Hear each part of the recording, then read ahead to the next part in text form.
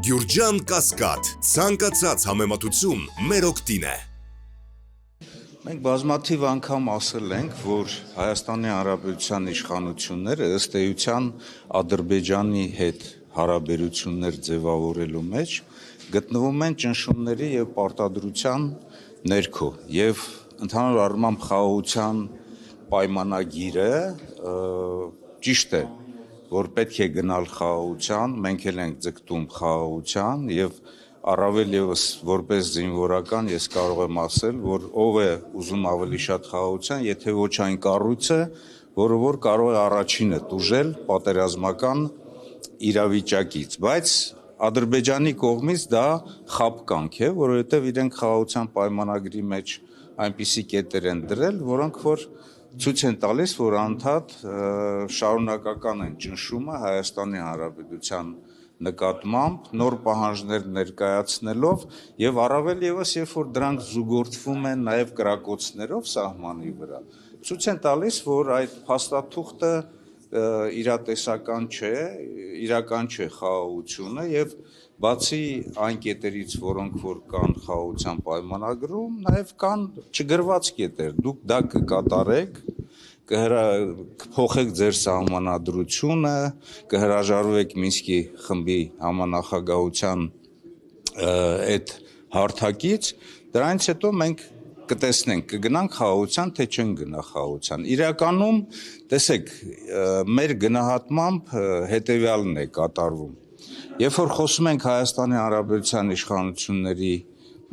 վարքագծի մասին, մենք տեսնում ենք, որ նրանք ամեն գնով ուզում են ստանալ այդ փաստաթուղթը, շատ դեպքերում ասում են այդ թղթի կտորը ինչու համար, որպեսզի իրանք դա օգտագործեն ներքաղաքական գործընթացներում։ Իսկ Ադրբեջանի կողմից խաղաղության այդ պայմանագրի ձգձգումը կայանում է նրանում, որ իրենք փորձում են միջազգային իրավական հիմքեր ստեղծել, հետագայում օգտվելով աշխարհաքաղաքական զարգացումներից, ուժային կենտրոնների միջև հարաբերություններից, տարածաշրջանում, եթե լինեն ինչ-որ իրադարձություններ, դրանից օգտվելով Հայաստանի Հանրապետության նկատմամբ ճնշումները շարունակեն,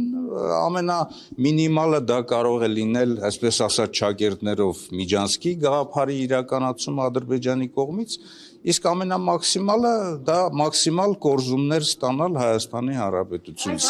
Սա է իրականությունը։ Գրակոծների հետ կապված պաշտպանության նախարարությունը հայտարարություն է տարածում նշելով, որ գրակոծներ կան, բայց դրանք վտանգավոր չեն։ Ձեզ համար պարզ է, հասկանալի է, ինչ է նշանակում ոչ վտանգավոր գրակոծ։ Տեսեք, այս դեպքում մենք պետք է միշտ հղում կատարենք, երևի թե մասնագիտական կառույցի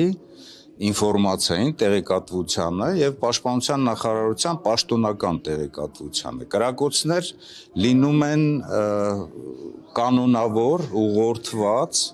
կրակոցները լինում են դիպուկահարների կրակոցներ, որոնք որ ուղղված են Հայաստանի Հանրապետության դիրքերի վրա եւ լինում են անկանոն կրակոցներ, բայց միևնույն է, ինչպիսի կրակոցներ էլ որ կան, այդ կրակոցների մասին տեղեկություններ պետք է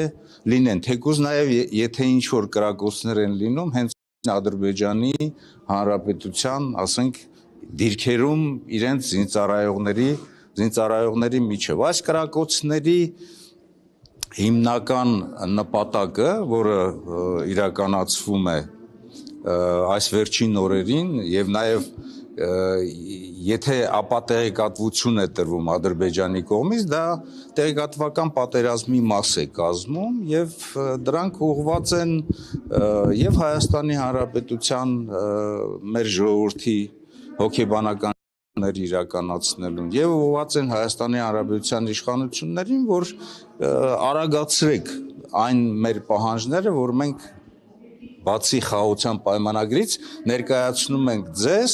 որպեսզի այդ խաղաղության պայմանագիրը ստորագրենք, բայց ես նորից եմ ասում, որ քաջ ծանոթ լինելով Ադրբեջանի հոգեբանությանը, ես նկատի ունեմ Ադրբեջանի ռազմաքաղաքական ղեկավարության հոգեբանությանը, իրենք փորձել են մաքսիմալ կորզել եւ իրենք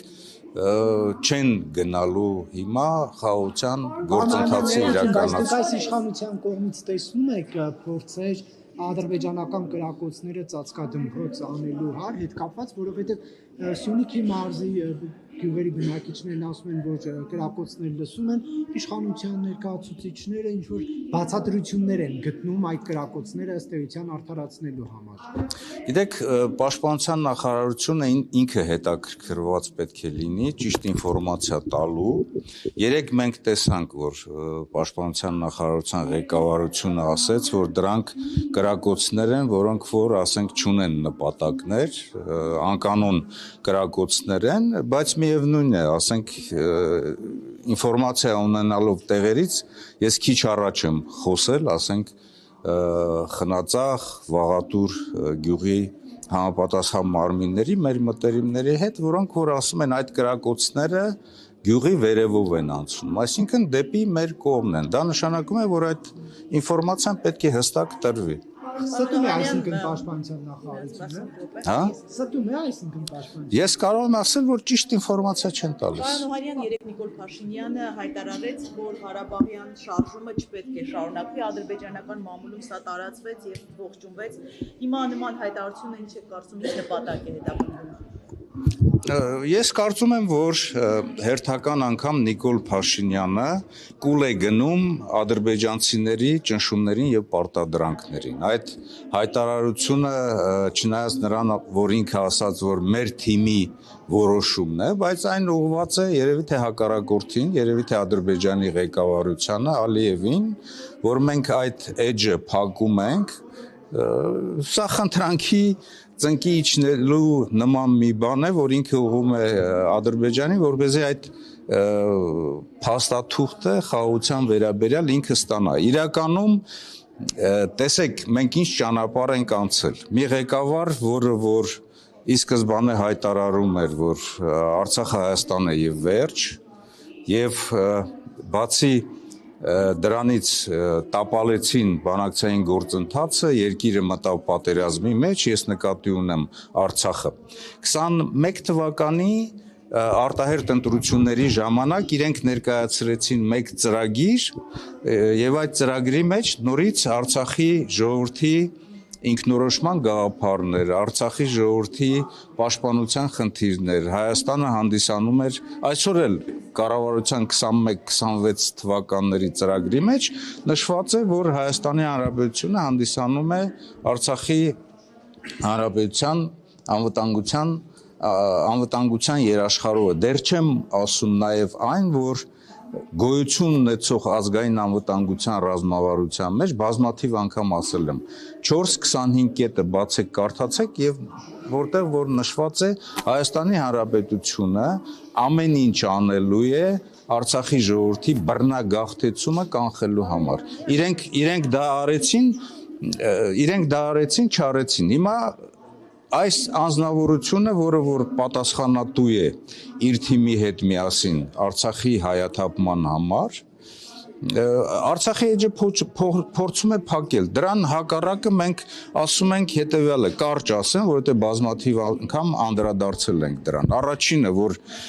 հակամարտությունը չի ավարտվել, Ադրբեջանը բռնագաղթեցնելով հանցագործություն է կատարել, ցեղասպանություն Արցախի ժողովրդի նկատմամբ եւ ինքը միջազգային դատարաններում պետք է պատասխանատվություն կրի դրա համար։ Արցախի Հանրապետության սուբյեկտայնությունը պետք է պահպանել նրա ինստիտուտներով, կառավարման ամբողջ համակարգով, որպեսզի Արցախի ժողովրդի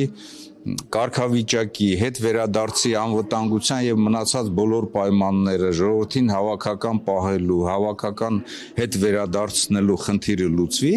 եւ երրորդը այս իրականության մեջ բանակցային գործընթացը գործող ձևաչափով Մինսկի համանախագահության ձևաչափով այլընտրանք չունեն։ Գիտեք, երբ որ խոսում են Մինսկի, երբ որ ինքը ասում է Ղարաբաղյան շարժումը ավարտված է, հիմա Ղարաբաղյան շարժում չկա։ Պարզապես պետք է Ղարաբաղի ժողովրդի, Ղարաբաղի Արցախի հանրապետության կարգավիճակի համար, քանի այս վերքերը թարմ են, որովհետև հապաղելը այստեղ նման է հանցագործության, բայց Հայաստանի Հանրապետության իշխանությունները փակում են դա եւ փակել Մինսկի համանախագահությունը, հավանություն տալ, որ Մինսկի համանախագահությունն այլևս գոյություն չունի, դա նշանակում է Արցախի ժողովրդի եւ Արցախի հանրապետության այսպես ծննդականը եւ նրա ամբողջ իրավական գործընթացը փակել, որ հանցագործության նման մի բան է։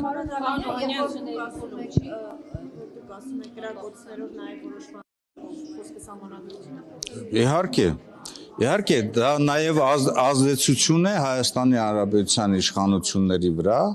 առավել եւս, որ նրանց ներկայացուցիչները ասում են, որ Ադրբեջանը խաղաղության գործընթացում